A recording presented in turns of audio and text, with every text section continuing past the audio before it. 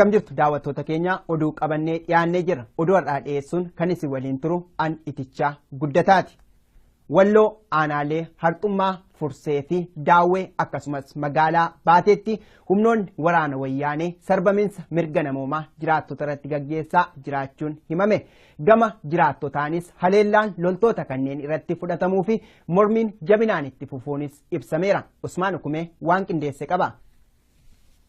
Aanaa Harxummaa Fursee magaalaa Caffaa Roobitti poolisoonni federaalaa uummata nagaa dararaa jiraachuun himame. Mormiin jabaan ammaan kana aanaa san keessatti geggeeffamaa akka jirus jiraattonni OMN itti himan. Ka'umsi mormii jiraattota aanaa Harxummaa kun osoo uummanni Oromoo duuchaan biyya isaa irratti dhumaa jiru cal'ifnee ilaaluu hin qabnu jedhan. Poolisoonni kun uummata irraa miidhaa dhaqqabsiisaa osoo jiranii jiraattotaan tarkaanfiin irratti fudhatamuu kan nuuf himan jiraataa aanaa Harxummaati. Kaaffiin kun gartee uummanni wal irratti qaamota tokkummaadhaan ka'ee uummata Oromoo lammiin isaadha biyya Oromiyaa keessatti mul'atan. Kanaaf jecha tokkummaadhaan walii galanii afaan qabuutiin diina fedhadee dinagdee akkasitti yaalitti jedhanii turanii jettee. Saniin isaanis nagaa'ee akka saniin kan dhiyeessuu jiraa meeshaa lamarraa tokkanii kan hawaasa Oromoo wallee fudhatee jira kan harka seena jettee. Jiraattonni aanaa Harxummaa Farsee walii galuun tarkaanfii ajjeechaa Oromiyaa keessatti raawwatamaa jiru balaaleffataa jiran. Poolisoonni federaalaa ajjeechaa baratan kun wayita jiraattonni diddaa isaanii agarsiisaa jiranitti reebichaa fi hidhaa itti fufanii jiru jedhan. Poolisoota uummata biyya keessaa deemanii barbaadanii bihanii walitti qabbii jiran manadhaa barbaadanii manadhaa geessu turanii jechuudha. Kanaan waan ta'een uummati keenya Oromiyaatti dhimma jira lammii keenya dhimma seenaanni gaafatti jira akkasitti dhiigni nama namni lafatti dhangala'u kun akkasitti maalii qabni jedhamanii tattaaffitti jedhee irra bahee jechuudha kaleessa galgalarra. Akka namni kun jedhanitti sababa poolisoota federaalaa kanarratti tarkaanfiin fudhatameef wayita ammaa kana hoomaa waraana biyyattii heddumminaan gamasitti bobbaafamaa jira. Loltoonni kun uummata nagaa doorsisuu bira darbanii hidhuu fi reebicha irratti geggeessaa akka jiran dubbatan. Haa ta'u malee jiraattonnis sodaa tokko malee hoomaa waraana biyyattii dura dhaabbachuun dhumaatii ilmaan Oromoo irratti raawwatameef gumaa ni kafalanna jedhan. Sababa kanaan amma haalli jiru magaalatti kan walitti qabanii gaafirra jiranii kanaan federaalatti fe'ee akka itti yaadii jiranii jechaadha gartee lolli waan dhaabbatan qabu walumatti fuuldura deemuu jiranii. Kanaaf jecha uummanni Oromootis akka jiru itti yaadeetu malee lolli irra dhaabbatu hin ta'uu amma dandeenye yaaliitti jiranii gumaa uummata keenyaa baafannaa jedhu lafaa ta'ee waan jiruuf akkasitti yaaliitti godhuu jiranii jechaadha. Hamma danda'amaa ta'e tokko lubbii duubatuu deebinuu jechuudha waan ta'eef. Haaluma wal fakkaatuun guyyaa kibxataa irraa jalqabee magaalaa Baateetti rakkoon hammeenyaa jiraattota mudataa akka jiru ibsame. Jiraataan magaalaa Baatee tokko akka nuuf himanitti mootummaan humnaan biyyattii bulchaa jiru mormii isa hudhee jiru irraa muddamuun gandoota hunda keessatti loltoota agaazii bobbaasuun miidhaa dhaqqabsiisaa jira.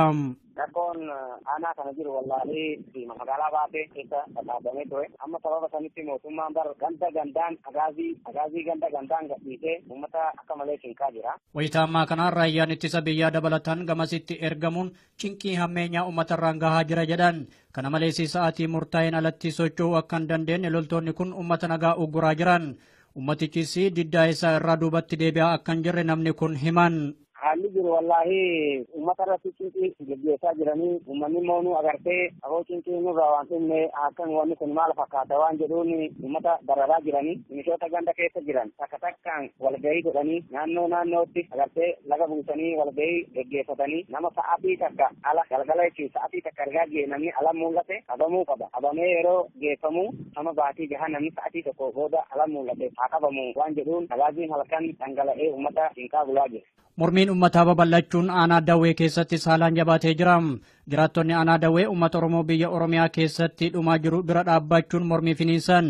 Mootummaan gara laafinna tokko malee uummata nagaa fixaa jiru hatatamatti aangoo gadi dhiisee uummataaf dabarsuu qaba jechuun kan mormii isaanii geggeessaa jiran. Hoomaan waraana biyyattii jiraattota irraa miidhaa dhaqqabsiisuuf jecha wayita ammaa kana gamasitti imalaa akka jirus jiraattonni dubbatan.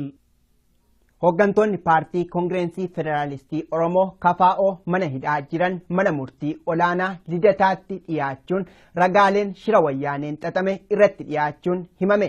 Hidhamtoota kanneen keessaa namoonni 4 isintu mana hidhaa Qilintootti abidda qabsiise jechuudhaan reebichi hamaan isaanirratti raawwachaa jiraachuu abukaatoon isaanii obbo Wandimmoo Ibsaa OMN'tti himani.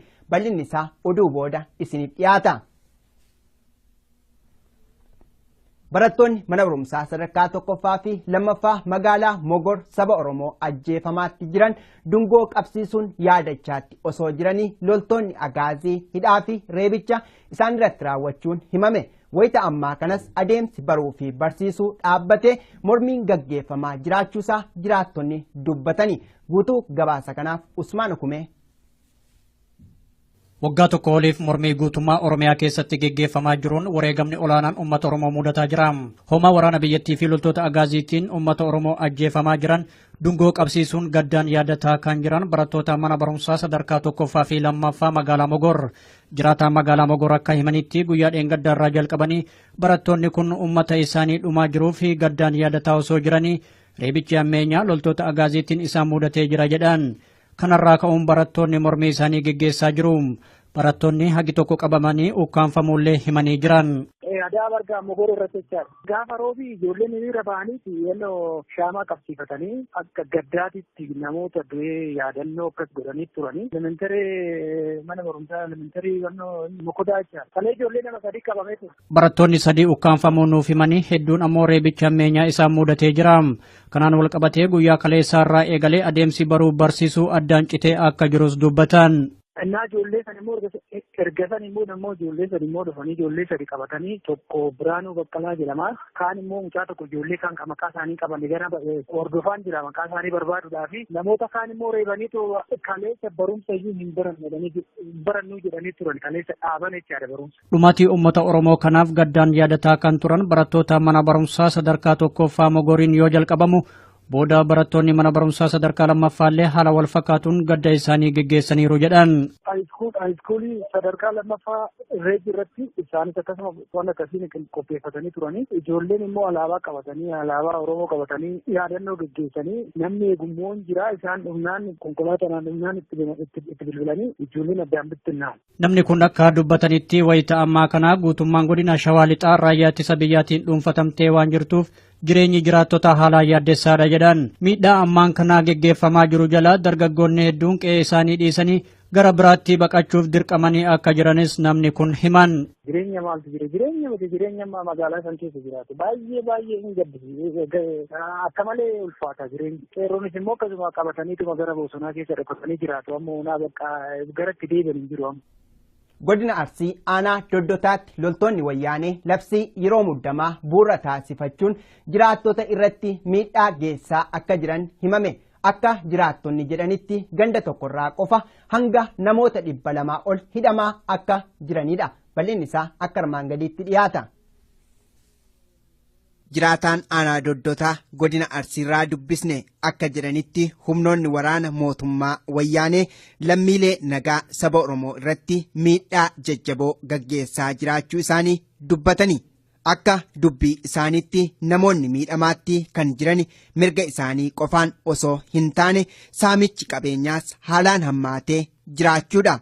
Qabeenya saamuudhaanii namoonni hidhamee garafamuudhaanii mirgi dhala namaa irraa ka'ee namni mirga jiraachuu miti mirgi namaa irraa ka'ee dhiibbaa guddaa irraa jira. Hakiitamee saraayitiin kan halkan namni tokko naannoo irra jiru naannoo irraa buqqeera jiruun namaa qaala'ee jira jireenyi badeessu irra jira naannoo aanaa Doddotaa irratti rakkoo baay'ee jira. Jiraattotaaf yeroon kun waqtii oomisha isaanii ooyiruu irraa walitti qabatan ta'ee osoo jiru dhiibbaa wayyaaneen raawwataatti jiruun qe'ee isaanii gadi lakkisanii baqachuu fi manneen hidhaa garaagaraa keessatti dararamaa jiraachuu isaanis dubbatu. Namoonni kun qabeenya irraa buqqee jira. Maal jecha yeroolee humnaan ciicanii meeshaa irraa guuratanii namoota kaan qo'anii kaan ajjechuudhaan miidhaa irra jira. Kanaafuu namoonni miidhaa irra ga'e jedhee Abbee Gammachuu, Leencoo Gammachuu Ashannaa fi Gannaa, Abbee Edoo, Muhammad Ganna, Ahmad Kamaaloo namoonni kana jedhamee laatoonni gara nama 200 olii namoonni innoo jechaa jiru. Miidhaan guddaa irra ga'e namoota. Waggoota 50 dura waldaan Maccaaf Tuulamaa akka hundaa'een walgahii isaa jalqabaa magaalaa dheeraatti gaggeeffateen namoonni 10,000 olitti lakkaa'aman qooda irratti fudhachuun kan yaadatamtudha. Aanaan Doddotaa. Bulchiinsa mootummaa naannoo Harariitti miindaan hojjettootaa harki 50 dirqamaan muramaa akka jiru himame.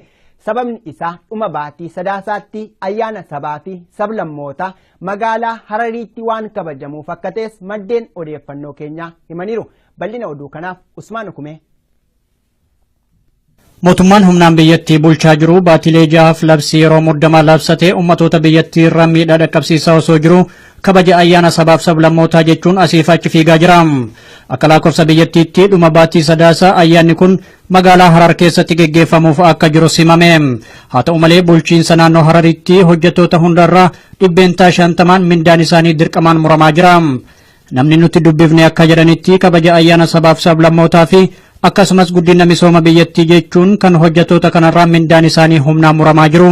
Ayyaana biyyaalessadii guyyaa 29 ati Hararitti kan qophaa'e baatii sadaasa sanarraa mindaa isaanii irraa murama. Deeggarsa sanaatiif akka godhanii fi misooma adda addaa hojjetamuu isaatiin wal qabatee misooma kanaatiif isinis qooda qabdanii keessatti hirmaachuu akka qabanii wal qabateeti kan ta'an. Qondaalonni mootummaaf amanamoo ta'an guyyaa kaleessarraa jalqabanii magaalaa Harar keessatti hojjettoota kana mariisisaa kan turan yoo ta'u osoo biyyattii nagaaf tasgabbii hin argatin marii kana geggeessuun isaanii aantummaa uummataa dhabuudha jedhan. Baatii sadaasaa kanarraa jalqabee mindaan hojjettootaa kun harka walakkeessaan kan muramu ta'uu nuuf himanii hojjettoonis diddaa isaanii agarsiisaa jiran. Kun fedhii hojjettootaa osoo hin taane dirqama ta'ullee namni kun dubbatan. Akka dirqamaati dirqamuma kaa jechuun warra keessa ijaaramanitu sagalee kennaa sagalee kanarratti hundaa'anii warri kaan egaa waan naannoon murteesse inuma qeebalu eegatti kennameti dirqama akkuma naannoo hundarratti akkasuma inuma marachiisu sana keessa namoonni 2-3 eega yaada kennanii sana goolabamaa jechuudha. Wayita labsiin yeroo muddamaa labsamuun rakkoon ammeenyaa uummata haguugee jiru kanatti haala kamiin ayyaanni sabaaf sablammootaa jedhamu geggeeffamuu danda'a gaaffii jedhuuf namni kun yoo deebisan. Egaa dhimmi kun egaa kan mootummaa fi kan qaama dhimmichi hayyamameef inuma gaggeeffamaa jedhama. Akka namni kun jedhanitti hojjettoonni hundi mindaan isaanii wal qixaa miti. Irra hedduun hojjettootaa mindaan kafalamuuf gad aanaa waan ta'eef haalli jireenya isaanii baay'ee yaaddessaadha jedhan. Keessumattuu wayita rakkoon hammeenyaa biyyattii haguugee jiruu fi akkasumas qaala'insi jireenyaa itti fufee jirutti hojjettoonni kun miidhamaa jiran. Guutummaan biyyattii kufaatii diinagdee jala wayitaa galtee jirtu kanatti mootummaan hacuuccaa geggeessaa jiru kun ayyaana sabaaf sablammootaa golgaa taasifachuun hojjettoota irraa maallaqa saamaa jira jedhan. Kun sabaaf sablammoota biyyattiif yaaduu osoo hin taane mormiilee waggaa tokko oliif geggeeffamaa jiru karaa maaksuuf akka ta'es namni kun himanii jiru.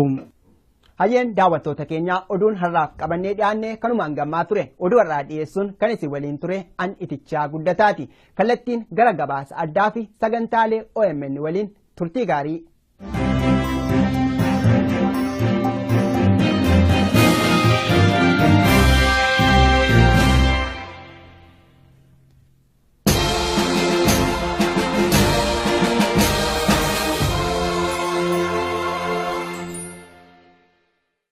Guyyaa wixata darbeedhaa eegalee hooggantoota paartii Koongireensii Federaalawaa Oromoo KFO mana murtii olaanaa Lidataatti ragaaleen garaagaraa irratti dhiyaachuu isaa kan nuuf himani obbo Wandimmoo Ibsaa abukaatoo hidhamtoota kanneeniiti. Obbo Wandimmuun akka himanitti galmeen garee obbo Baqqalaa Garbaafaa kan inni jiru galmee obbo Gurmeessaa Ayyaanoofaa jedhamuun akka waamamu dubbatu.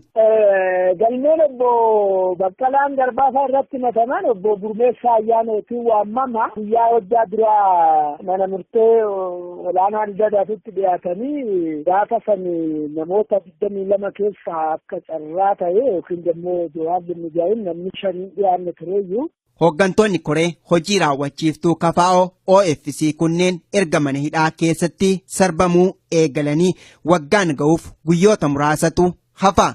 Gaaffiin saba Oromoo gooleewwan Oromiyaa hundatti mirgi namoomaa haa kabajamu gabrummaan nugaa bilisummaa barbaanna jechuun kan jabinaan itti fufee jiru erga eegalee torbaanonni 53 darbaniiru. Maamiltoonni koo ani ogummaan qabuun bakka bu'ee fi dhugaa isaanii falmaatti jiru mana hidhaa osoo jiranii mana hidhaa Qilintoo ji'a 2 dura gubate isintu gube jechuudhaan 22 keessaa arfan isaanii irratti mata dureen himata isaanii jijjiirame sarbaminsi guddaan irratti raawwachaa jira jedhu obbo Wandimmuun. Garri arsaan kun mana qilinxoodha haadayya bultii 28 gubate silti gube kan jedhan addatti baasatanii qorannoo kabbaadii keessa qorannoo ulfaataa keessa turanii. Jarreen mana hidhaa qilinxoo gubate sana isintu gube jedhaman kun eenyu akka ta'an meenattiin tulaata tokko lamaan. Gammachuu Shaanqoo Gidbii himatamaa 17ffaa Cimsaa Abdisaa Jaafaroo himatamaa 7ffaa Galaanaa Nagaraa Jimaa himatamaa 6ffaa Darajjee Margaa Dabalee himatamaa 14ffaadha. Garaarsan kana kan isintu didda kana qabsiisee kana amanaa jedhanii hanga ji'a lamaa olii rakkoo cimaa keessa reebbama cimaa keessa turre kannaan jedhan yeroota amma sitti beekame kan guyyaan reebamnaan jedhan ani jakootiin kan argame harki isaanii kun quba abbuuddii kanaa gaditti kan qeenxame arge kan qeenxame kaateenaadhaan maal taatan jennaan kaateenaadhaan hidhamne ija isaanii mimmaan keessa maraa ta'e kaateenaadhaan guyyaa 60 olii hidhamne amma gaafa isaan natti midhisa guyyaa yookiin maksanyoo sanillee immoo irra jira kaateenaan mana murtee keessatti jechuudha. Kana jakootiin argeen ture kanallee mana murteessitti illee lammallee kaateenaan irra jira. Obbo Wandimmuun gaaffii fi deebii OMN waliin taasisaniin osoon dhugaa fi seera beekuun gocha maamiltoota koo arfan irratti dhaqqabe yaadadheen dhaddacha irratti bo'uun abbaa seeraatti dubbadhe. Erga jiraniin booda guyyaa 2 harki isaanii cancalaan hidhamee dhaddacha irratti dhiyaatani roobiidhaan booda garuu harka isaaniirraa cancalli kun hiikameeraa jedhu. Haga gaafa roobiititti kaateenaan irraan buune tureeyyuu ofiillee nama 22 keessaa isaan adda makiina konkolaataan isaaniitis adda tumamanuma sirreessaa kana keessatti illee kan ta'an adda har'ammoo galata waaqnaa garuu akka carraa kaateenaan harka isaaniitti irraa ba'ee akkasitti dhabbachuu hordofaa oolan jechuudha.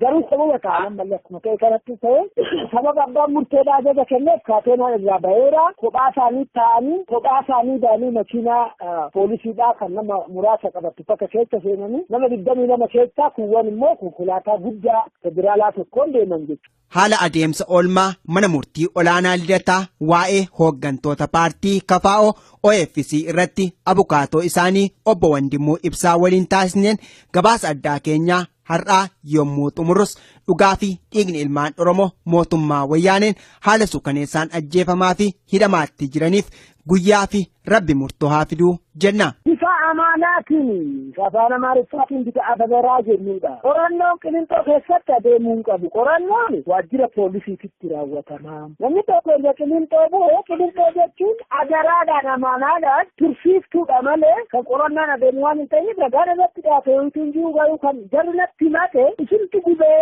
amanaadhaa fudhadhaadhaa jedhanii takkatti dhufee bunaan jedhan ragaa odeetti argame maree duree filattuu yaa'u namni natti saaqu jechuudha maleera. Torbee kana guutuu dhimma hooggantoota koongireensii federaalistii Oromootu mana murtiitti dhiyaachaa turan dhaddacha kanatus gaggeeffamaa ture. Guutummaatti ragaaleen isaanii irratti dhiyaatanii ija seeraan gaafa hidhani hagam dhugaa qabu hangam bu'uurri isaanii waan dhugaa irratti hundaa'edha jettanii yaaddu isin. Kanagaa dhaddachatu hiikkaa kennaa yaa'u akka bukaattootitti gaafii seeraa akka gaafatu carraan naa kenname namichi ragaadhaaf dhiyaaterre waan beekuuf waan ta'e himatee anillee immoo gaafii qaxxaamuraa gaafadhe manni dhaddachillee gaafii qaxxaamuraa gaafate kanarra jirraa gara nama 43 nama 22 irratti ragaan abbaa alangaa kan hin dhiyeeffadha jedhe hamma ammaa kan dhiyaatan keessa waan hin beekne jedhan raganii anis waan gaafii qaxxaamuraa dhiyeesse kana madaalee calleechee kanatu dhugaadhaa kanatu dhugaa moti jarri kun badii qabaa hin qabanii kan addaan baasu dhaddachaaf yookiin mana murteeti malee amma dursee waan akkana jedhu seerrinaan fakkatu wanti jedhullee jiru jechuudha maaliif dursee yaada kennuun fudhataman qabu akka seeraatitti kanaafuu homaa waan jedhu danda'u. Haa ta'u beellamni itti aanu yoomittidha kan inni qabame waan nuuf himtani. 12 yaa'u ragaa abbaa alangaa caqasuudhaafi 12 beellamanidha waggaa biraa jechuudha. Haa ta'u gaa guddaa galatoomaa ulfaadhaa. Galatoomatillee ulfaadhu malee tichaa koo jiraadha. Ayyee nagaatti. Nagaatti.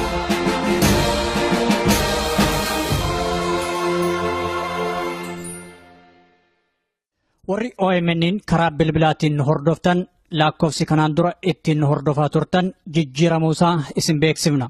Haaluma kanaan lakkoofsofni haaromni tolaan OMN ittiin dhageeffachuu dandeessan kanneen United States keessa jiraattan 641 552 5055 United Kingdom 0330 332 6333 Jarmanii 511-8-090-4047 Norway 21953208 Sweden 0840303194 Italy 06-899-73019 South Africa yookaan Afrikaa Kibbaa 271-210-03-057 Austraaliyaa 02-80-72-51-70 irratti nu dhageeffachuu dandeettan. Biyyoota birootiif lakkoofsa haaraa akkuma baafneen isin beeksifna. Galatoomaa OMN.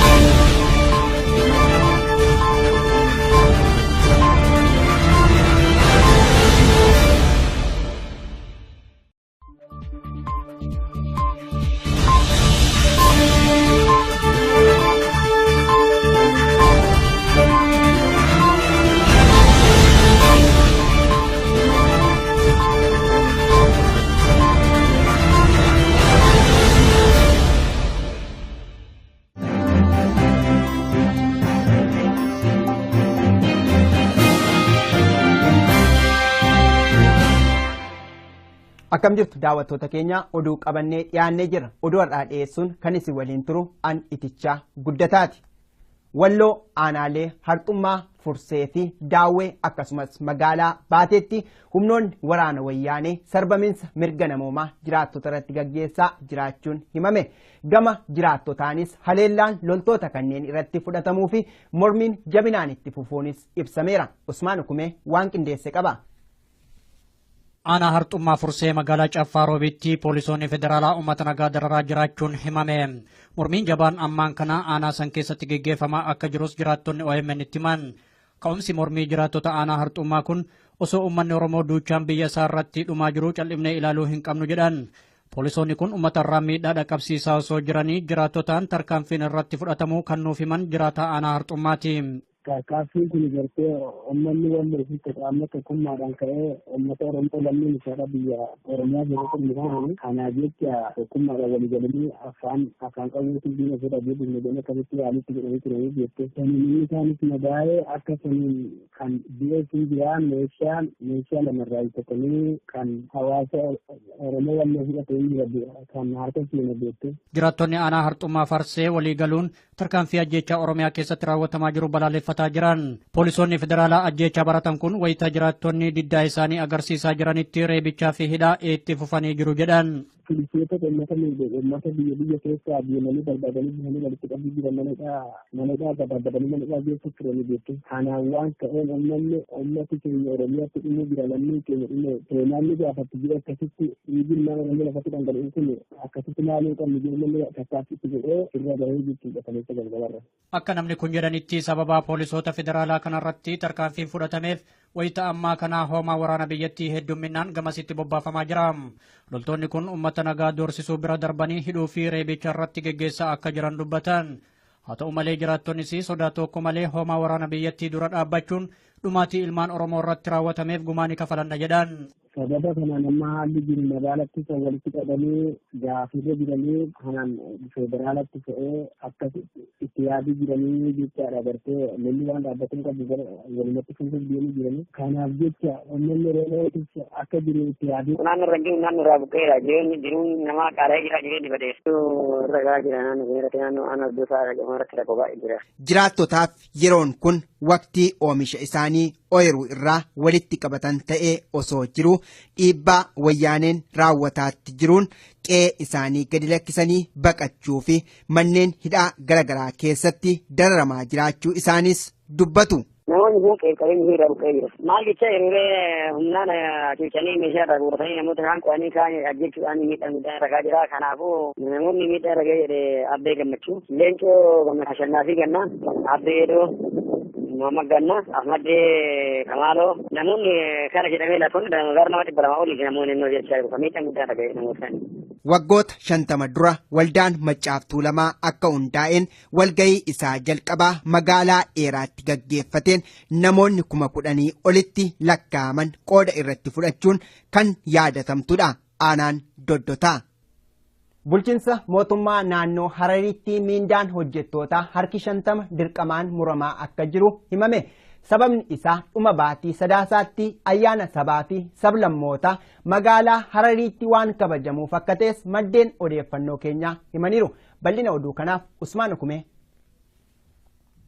Mootummaan humnaan biyyattii bulchaa jiru baatilee jahaaf labsii yeroo muddamaa labsatee ummatoota biyyattii irra miidhaa dhaqqabsiisaa osoo jiru kabaja ayyaana sabaaf sablammootaa jechuun asiif achi fiigaa jira.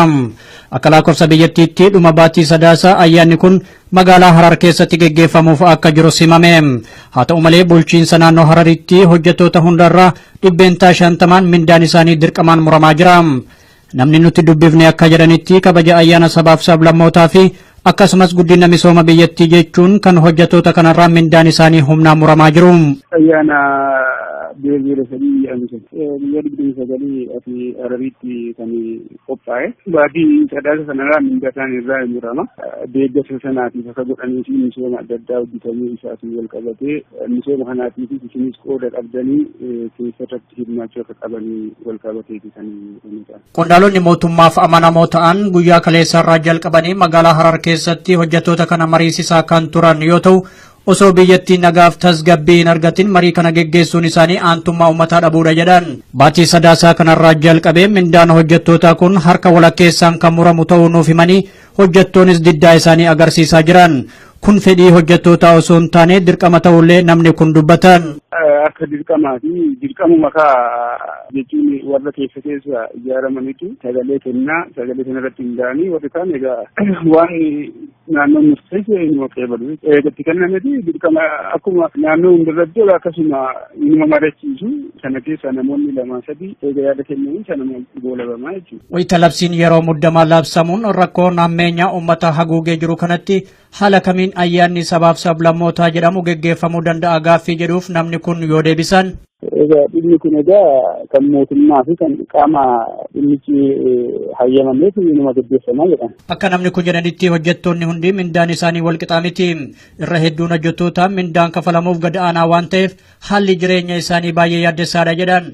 Keessumattuu wayita rakkoon hammeenyaa biyyattii haguugee jiruu fi akkasumas qaala'iinsi jireenyaa itti fufee jirutti hojjettoonni kun miidhamaa jiran. Guutummaan biyyattii kufaatii diinagdee jala wayitaa galtee jirtu kanatti mootummaan hacuuccaa geggeessaa jiru kun ayyaana sabaaf sablammootaa golgaa taasifachuun hojjettoota irraa maallaqa saamaa jira jedhan. Kun sabaaf sablammoota biyyattiif yaaduu osoo hin taane mormiilee waggaa tokko oliif geggeeffamaa jiru karaa maaksuuf akka ta'es namni kun himanii jiru.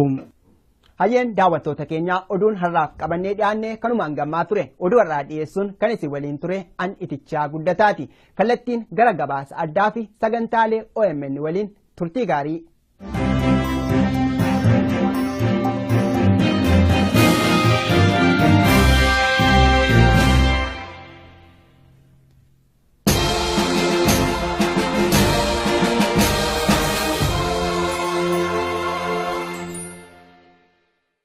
Guyyaa wixata darbeedhaa eegalee hooggantoota paartii Koongireensii Federaalawaa Oromoo KFO mana murtii olaanaa Lidataatti ragaaleen garaagaraa irratti dhiyaachuu isaa kan nuuf himani obbo Wandimmoo Ibsaa abukaatoo hidhamtoota kanneeniiti. Obbo Wandimmuun akka himanitti galmeen garee obbo Baqqalaa Garbaafaa kan inni jiru galmee obbo Gurmeessaa Ayyaanoofaa jedhamuun akka waamamu dubbatu. Galmeen obbo Baqqalaan Garbaasaa irratti mataman obbo Gurmeessaa Ayyaanootiin waamama. Guyyaa hojjaa duraa mana murtee olaanaa Lidataatti dhiyaatanii gaafa san namoota 22 keessaa akka carraa ta'e yookiin immoo Jawaar Mijaa'in namni 5 dhiyaanne tureeyyuu.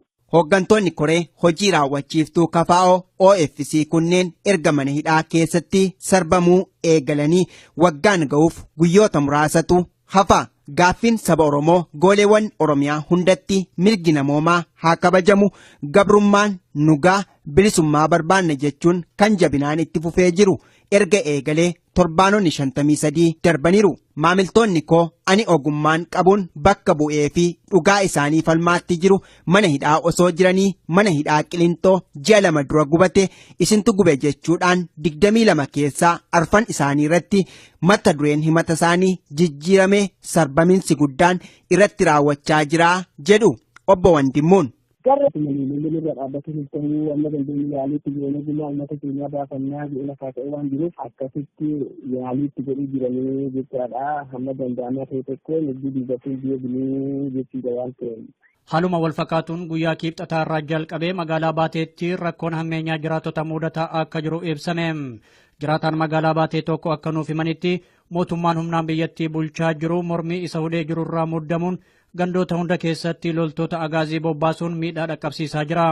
Rakkoon aanaa kana jiru wallaalee magaalaa Baatee keessa dhaabamee ture. Amma sababa sanitti mootummaan ganda gandaan agaazii ganda gandaan gadhiisee uummata akka malee cinqaa jira. Wayitaa ammaa kanaan raayyaan ittisa biyyaa dabalataan gamasitti ergamuun cinqii hammeenyaa uummatarraan gahaa jira jedhan. Kana malees sa'aatii murtaa'een alatti socho'uu akka hin dandeenye loltoonni kun uummata nagaa ugguraa jiran.